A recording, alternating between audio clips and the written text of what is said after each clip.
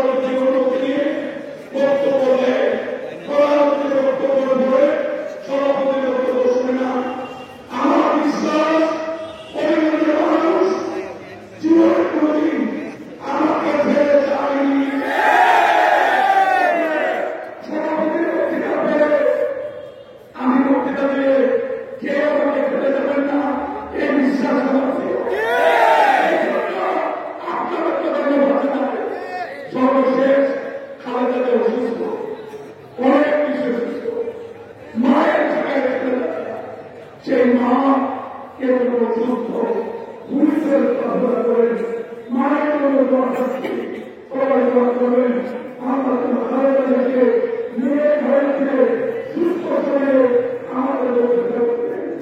আমাদের প্রিয়তা, আমাদের হকার, আগামী দিনে নতুন বাংলাদেশ নেতৃত্ব দেবেন, তবে ভারপ্রাপ্ত করবেন, তাই আমাদের জন্য দোয়া করবেন।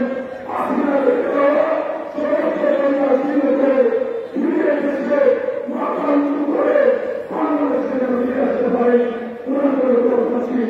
এই মুখ্যমন্ত্রী তারা শহীদ হয়েছেন, তাদের কামনা করছি। আমাদের অহংকার তারা শুরু হয়েছেন, তাদের অবস্থান হয়েছেন, বন্ধুত্ব করেছেন। আপনার কাছে দোয়া করি